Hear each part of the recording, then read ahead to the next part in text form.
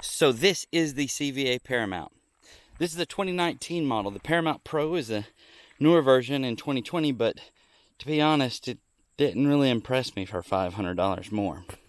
What's going on, YouTube? Today is November 4th. The reason I tell you that is because on November 7th, which is this Saturday, our muzzleloading season opens up. So with our season right around the corner, it's imperative that we get this thing sighted in out at about 200 yards. I zeroed this gun when I bought it about 2 months ago. I zeroed it in at 30 yards. It's shooting 1 or 2 inches high at 30. So for me, it's really important that on Saturday morning, which I won't be hunting, but on Saturday morning when season opens, that my gun is ready. I probably should have done this a couple months ago, you know, when I first got the gun, but it's kind of one of those things you just keep putting off and putting off. Let's get over here and get this started.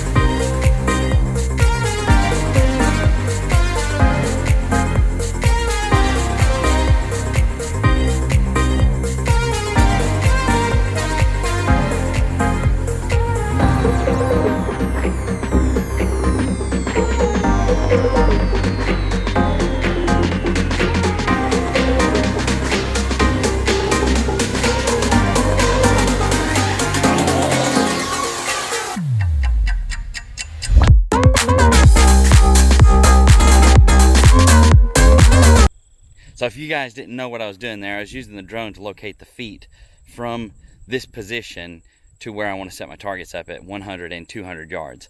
I have a rangefinder in the truck, but the battery was dead, and I thought, you know what, the drone will give me pretty close anyway, and I'm willing to accept that margin of error. So this is the Cva Paramount. This is the 2019 model. The Paramount Pro is a newer version in 2020, but to be honest, it didn't really impress me for $500 more. I chose this gun because I wanted to be able to shoot at a distance accurately, and I feel like this is the best gun for that option. This gun also allows me some flexibility if I want to go out west hunting in some bigger states where I might have to take longer shots than the 300 yards that I'm planning on to use it for here. One of the things we're going to do is we're going to take everything and get it set up and put our targets up, and then we're going to try firing a few shots. So I'll be the first to admit that the Cva Paramount is not for everybody. It's a very expensive gun. By the time I put the scope on it and paid taxes, out the door was somewhere around $1,800. And that's a lot of money for a muzzleloader when I could have bought something comparable for about half of it. I just wouldn't have had all the range. So I brought the manual with me. I don't think we're really going to need it. I've studied it very hard, but I would like to put this excerpt out there. I think it's probably the most important to hunters when you go to sight it in. And it says that your powder needs to be very consistent, which everybody knows. But this is the next thing. It says to reload, repeat the steps above for maximum shot-to-shot consistency. On the range, it is recommended to run one patch through the barrel between shots. A dry patch with Blackhorn 209, which is what we're firing, so that's what we'll be doing. A slightly damp patch with other propellants, so not a problem for us. It says use the aluminum range rod and the brass jag to do this step. This between shot cleaning is not necessary for follow-up shots in the field. So we want to make sure that we follow the manufacturer's recommendations because we want good shot gripping. Shot gripping is the most important thing when you go to sight something in, because it'll leave a taste of confidence in your mouth or to leave a taste of distrust. And for me, with my old muzzleloader, it was distrust, and I didn't like I didn't like shooting it because I wasn't sure where it was going to hit. So sitting at home, right beside the door, ready to go out are my targets. So that's what we're going to do with this. This is just, I guess, another example of how real world stuff goes. We're going to hang this up at 100 yards first because we need to make sure that we can be on the paper at 100. The left to right at 30 was dead on, and I do not think there's going to be an issue out at 100 to any real amount. So I made sure that I left myself more than enough room for the up and down, because the up and down is what's probably going to be off, if anything.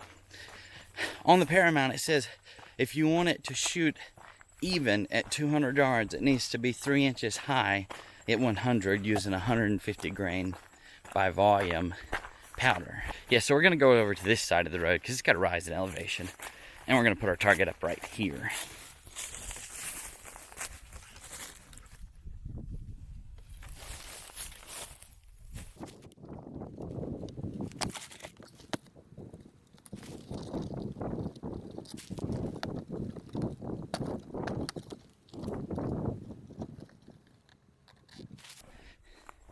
So behind me, and behind the target more importantly, there is absolutely nothing back there. The ground rises a little bit, so the bullet's going to be trapped way before it could escape anywhere to do any damage to anyone. Also, this is the only access road to this piece of property, and the 600 and some odd acres that's behind it, so don't have to worry about that either. So my biggest dislike with the Cva Paramount is that you have to put the primer inside of a special casing. Now this casing is reusable and you can punch it out. They provide all the tools. That's not necessarily the problem. It's just the fact that it's one extra step compared to like a 209 primer that you just shove into a gun and fire it. Pour our powder in, get our bullet ready, and let's get this thing shot and see where we're at. One bullet. Got our powder pre-measured, so we're ready to go. Now what I like to do when loading loose powder, and I've always preferred loose powder, just put your hand around it. All the powder will go in our bullet. Now it says to push this in until you feel the first pop. There we go. It also says that to get shot consistency, you need to make sure that you're putting the same amount of pressure on it each time. So the last step is to insert our primer. They give you a special tool, but I found that I can manage my finger on it just as well as using the special tool.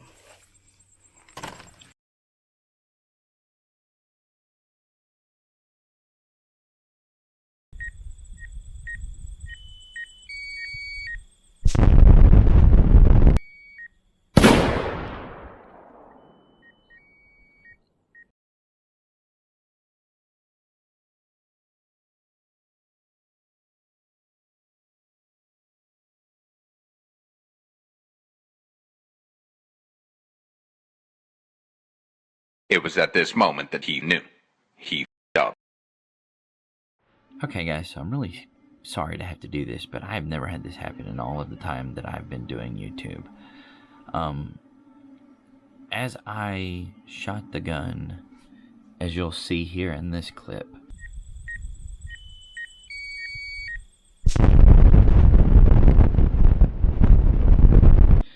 the camera that I had was so close to the gun that it literally blew the microphone that was in that camera. It just completely trashed it. So none of the audio recorded of anything that I've said in any of these clips, which I didn't know at the time. So that's the reason I'm doing this voiceover here now. And also, I've never got a ramrod stuck that bad in the gun. That is a huge, huge disappointment for me, because I was over 45 minutes from my house at this area that I have to shoot at a distance, and I wasn't able to get the ramrod out, so I had to bring this gun back home without getting to do any corrections. The only saving grace to this was the fact that the gun is sighted in just about perfect. It was dead on at 100 yards, so I didn't have to worry about that, and I should be able to hunt safely with it. I did get the gun unjammed once I had a second set of hands. In the video, I said that if I had my dad here or someone else, just somebody else to hold on to the gun, that I would be able to pull it out. And sure enough, I was able to get it out once I got home and Dad got off from work and come over and helped me out. So, very disappointed. And I absolutely love this gun. I've never had a muzzleloader shoot this tight of a grouping before. I mean, it literally puts them on top of each other. I'm going to make a follow-up video about this, and if you would like to know what I've done with the camera, I sent it off. DJI is supposed to repair it. I had the protection plan on it because it is a Osmo Pocket, so it had the gimbal on it. If you know anything about the Osmo Pocket, it looked like it could easily break, so I got the protection plan. So I should be getting that camera back here soon. I am hoping that it is before my vacation starts on the 14th of November, but if not, I will just have to make do with what I have. Thank you guys so much for watching, and I'm really sorry to have to do this voiceover, but this is just what happened, and I wanted to show this. I didn't know any other way.